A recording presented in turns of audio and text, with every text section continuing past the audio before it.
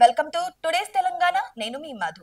తెలంగాణ రాష్ట్ర వ్యాప్తంగా త్వరలో ఎంపీటీసీ, జెడ్పీటీసీ, గ్రామ పంచాయతీ ఎన్నికలు 2 దశల్లో నిర్వహించనున్న సంగతి అందరికీ తెలిసిందే. అయితే ఈ నేపథ్యంలో 144 మండల పరిషత్ అభివృద్ధి అధికారుల పోస్టులు ఇప్పటికీ ఖాళీగానే ఉన్నట్లు ప్రభుత్వం గుర్తించింది. కొత్తగా ఏర్పడిన 32 మండలాలకు సైతం ఇప్పటి వరకు ఎంపీడీఓ పోస్టులు మంజూరు కాలేదు. ఈ పోస్టులన్నింటినీ గ్రూప్ 1 ద్వారా భర్తీ చేయాల్సి ఉంది. అయితే కేసుల నేపథ్యంలో ఈ పోస్టుల భర్తీ ప్రక్రియలో జాప్యం నెలకొంది. టీజీపీఎస్సీ గ్రూప్ 1 రాత పరీక్ష ముగిసినప్పటికీ ఫలితాలు ఇప్పటి వరకు విడుదల కాలేదు. మరోవైపు స్థానిక సంస్థల ఎన్నికల దృష్ట్యా ఎంపీడీఓ పోస్టులు ఖాళీగా ఉండరాదని ఎన్నికల సంఘం చెప్పడం ఇరకాటంలో పడేసింది.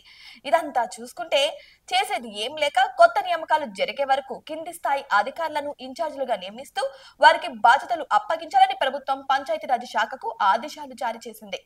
తాజా ఆదేశాల మేరకు పంచాయతీరాజ్ శాఖ మండల పంచాయతీ అధికారులకు, మండల పరిషత్ సూపరింటెండెంట్లకు ఎంపీడీఓల బాధ్యతలను అప్పగించేందుకు సన్నాహాలు చేస్తోంది. ఈ మేరకు ఉత్తర్వులు కూడా జారీ చేయాలని ఆయా జిల్లాల కలెక్టర్లకు ఆదేశాలు జారీ చేసింది.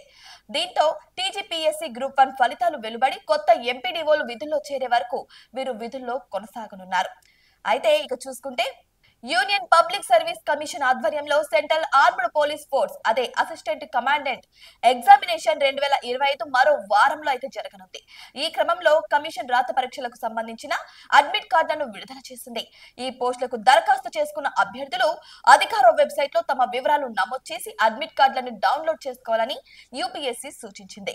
రాత పరీక్ష ఆగస్టు 3న దేశవ్యాప్తంగా పలు పరీక్షా కేంద్రాల్లో జరగనున్న సంగతి కూడా అందరికీ తెలిసిందే. కాగా border security force, central reserve police force, central industrial security force, Indo Tibetan border police, Sashastra Seema బల్లో దాదాపు 357 అసిస్టెంట్ కమాండెంట్ల ఉద్యోగాల భర్తీకి ఈ నియామక ప్రక్రియ చేపట్టిన సంగతి కూడా అందరికీ తెలిసిందే. పేపర్ 1, పేపర్ 2 రాత పరీక్షలతో పాటు physical standards, physical efficiency test, ఇక మెడికల్ ఎగ్జామినేషన్, ఇంటర్వ్యూ తదితర ఆధారంగా తుది ఎంపిక కూడా ఉంటున్నట్టు తెలుస్తుంది.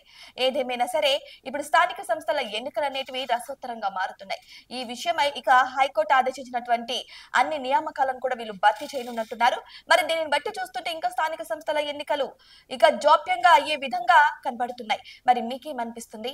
నిజంగానే స్థానిక సంస్థల ఎన్నికలు ఇంకా జాప్యం అయ్యే అవకాశాలు ఉన్నాయా, లేకపోతే త్వరలోనే పెట్టే అవకాశాలు ఉన్నాయా? మీ అభిప్రాయాన్ని కామెంట్ బాక్స్ లో కామెంట్ రూపంలో తెలియజేయండి. ఇటువంటి మరిన్ని ఇంట్రెస్టింగ్ అప్డేట్స్ కోసం మా ఛానల్ ని సబ్స్క్రైబ్ చేసుకోండి.